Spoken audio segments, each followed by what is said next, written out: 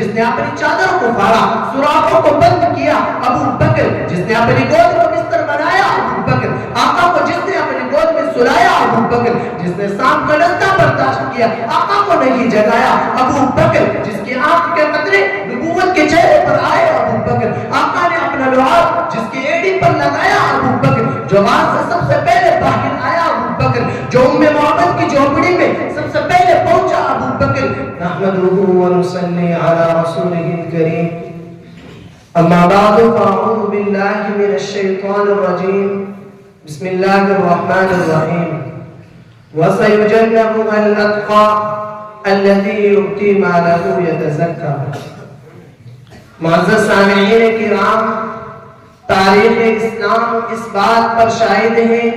کہ دربار محمدی میں آ کر اقرار محمدی کرنے والے تمام صحابہ صدق و وفا کے پیکر، خلوص للہیت کے مجسم نمونہ اور راہ خداوندی میں سب کچھ قربان کرنے کا جذبہ رکھنے والے تھے، لیکن ان میں حضرت ابو بکر صدیق رضی اللہ تعالیٰ عنہ کی قربانیاں سب سے زیادہ روشن اور تابناک ہیں۔ تاریخ ہمیں بتاتی ہے، واقعات اس بات کی شہادت دیتے ہیں کہ اگر ضرورت پڑی تو تلوار چلائے، اگر ضرورت پڑی تو اپنا سارا مال راہ خدا میں قربان کر دیا، اور اگر ضرورت پڑی تو خود تکلیفیں برداشت کر کے آپ صلی اللہ علیہ وسلم کی راحت رسانی کا انتظام کیا۔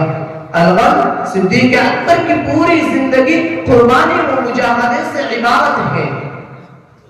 معزز سامعین کرام، جب ہم واقعہ ہجرت پر نظر ڈالیں تو قدم قدم پر صدیق اکبر کی قربانیاں دکھائی دیتی ہیں۔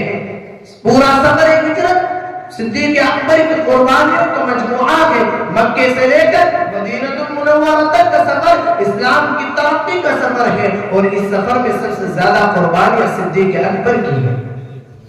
چنانچہ جب ہم تاریخ اسلام جب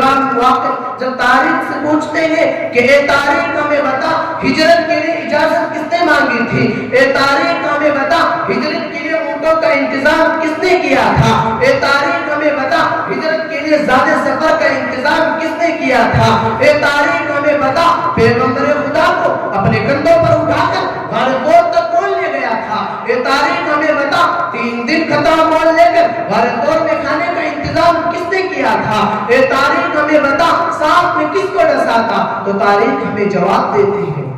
سب سے پہلے جس نے کلمہ پڑھا ابو بکر، سب سے پہلے جو صحابی کہلایا ابو بکر، سب سے پہلے جو مومن کہلایا ابو بکر، سب سے پہلے جس نے کعبے میں خطبہ دیا ابو بکر، سب سے پہلے جس نے 40,000 دینار آقا کے قدموں میں رکھے ابو بکر، جس نے بلال کو آزاد کرایا ابو بکر، جس نے عامر بن مغیرہ کو آزاد کرایا ابو بکر، آقا چل کر جس کے دروازے پر گئے ابو بکر، آقا کو جس نے اپنے کندھوں پر اٹھایا ابو بکر، جو غار میں سب سے پہلے داخل ہوا ابو بکر، جس نے اپنی چادر کو پھاڑا، سوراخوں کو بند کیا ابو بکر، جس نے اپنی گود کو بستر بنایا ابو بکر، آقا کو جس نے اپنی گود میں سلایا ابو بکر، جس نے سام کا ڈنڈا برداشت کیا، آقا کو نہیں جگایا ابو بکر، جس کی آنکھ کے قطرے نبوت کے چہرے پر آئے ابو بکر، آقا نے اپنا لعاب جس کی ایڑی پر لگایا ابو بکر، جو وہاں سے سب سے پہلے باہر آیا ابو بکر، جو ام محمد کی جھونپڑی میں سب سے پہلے پہنچا ابو بکر،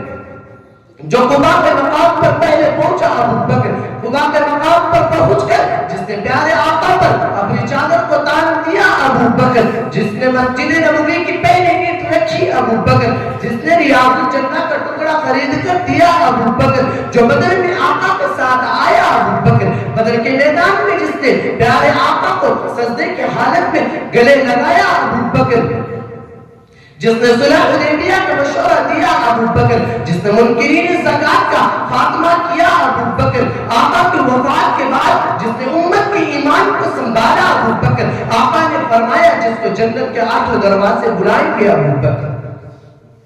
وہ پہلا مددگار، پہلا صحابی، نبی نے جسے ہر قدم پہ دعا دی، وہ افضل البشر بعد انبیاء ہے، وہ جانے صداقت، وہ جانے وفا ہے، فرشتے اسی کی اداؤں پہ عاشق، اسی کی نمازوں دعاؤں پہ عاشق، نبیوں سے کمتر اماموں سے اعلیٰ، محمد سے ہر دم وفا کرنے والا، بشر کی شرافت کا معیار ٹھہرا، صداقت کا اونچا وہ مینار ٹھہرا، وہ چلتا ہوا ایک